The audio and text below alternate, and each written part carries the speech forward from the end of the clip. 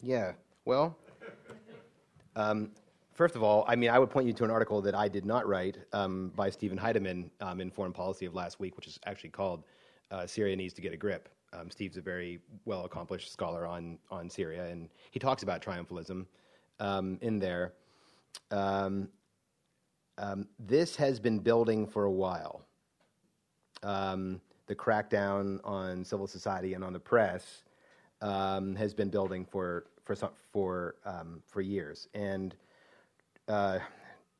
trying to walk the whole situation back now diplomatically is very hard. I don't know how we do it.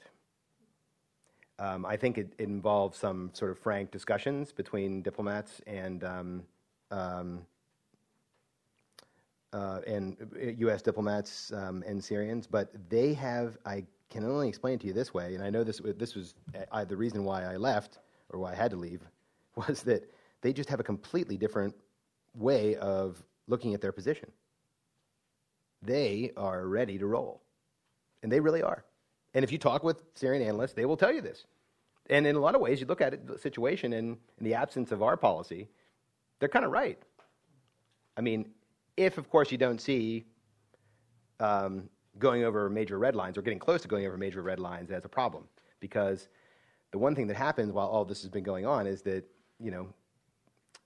we bombed we've seen over the last several years a number of assassinations in Syria of major officials, a bombing of a nuclear reactor by Israel, and the buzzing of the presidential palace on a number of occasions.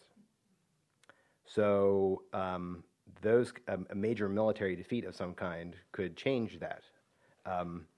And I hope at the moment that people are going to talk Bashar down and to try and get him to listen to reason. But I don't think that so far it's been going that well.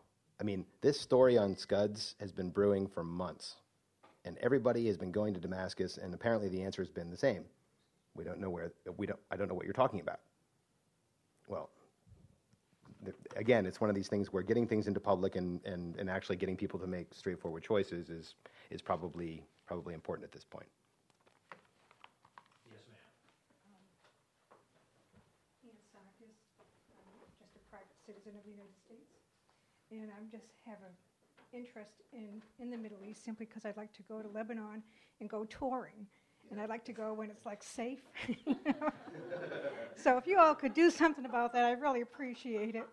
I have a question for Mona, and maybe Andrew, too, could answer this. Why would Syria back down from anything when they still have a huge foothold in Lebanon through their intelligence community there? They didn't really leave Lebanon, in my perspective, and I could be, like, totally off the wall here.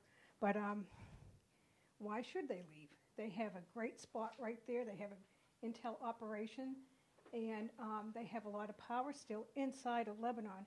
And not to mention, doesn't the Hezbollah have like quite a voting bloc in the parliament? No, not quite. Okay, so can you explain then the influence of why would Lebanon allow the Syrians to keep their intel operations in their country? I mean, was it diminished when the troops left, or, I mean, what kind of power does it have? And I want to go on vacation soon. Don't we all? I think we all want to be able to go touring in Lebanon and feel that we can go and not have to worry about something blowing up, whether it's a regional war or a internal civil conflict. Look, I think there has been an important change, and if I didn't convey this, let me convey it now. There has been an important change in terms of Syria's standing in Lebanon from what it was in the 1990s, which was essentially a hegemonic power. It had it was occupying Lebanon, had a very intense military presence as well as intelligence. Okay, things have changed. And again, I think the one thing where I would again differ with Andrew is the Syrians agreed to establish diplomatic relations with Lebanon. That is a very important and positive development that we seem to have decided we're not going to really pay a whole lot of attention to. Is there an intelligence presence of Syria in Lebanon? Absolutely. Is Syria going to seek to project power in Lebanon and protect its interests? Absolutely. they are going to try and get whatever they can, have as much influence as they can. I don't think, as I said before, that they have any interest in reoccupying Lebanon. It behooves all of us to understand that. I think one of the biggest problems with policymakers is sometimes they make policy based on what the ideal, what they wish the world was like, rather than what it is. The Syrians are there to stay. They're not going anywhere. They are going to, in their way, seek every advantage they can possibly get. The Lebanese, I think, are actually playing a smarter game because they are willing to engage, to move, to push. But as I said before, this is a small country.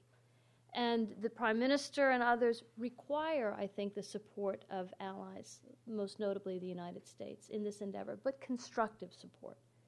So does the Lebanese government then feel that this is a smart game to play? I think so. I mean, I think if you look at what Prime Minister Hariri has been doing, I think he's made a strategic decision that he needs to move his country forward. Now, the Lebanese, you can't speak about the Lebanese because it's such a diverse country. As I said, there are the government itself is even divided on this. So there's not a monolithic Lebanese government moving forward, but I think there are very important players in Lebanon who have made a decision that rapprochement with Syria offers Lebanon its best chance of stability. Okay, we have time for two or three more quick questions. Yes, sir.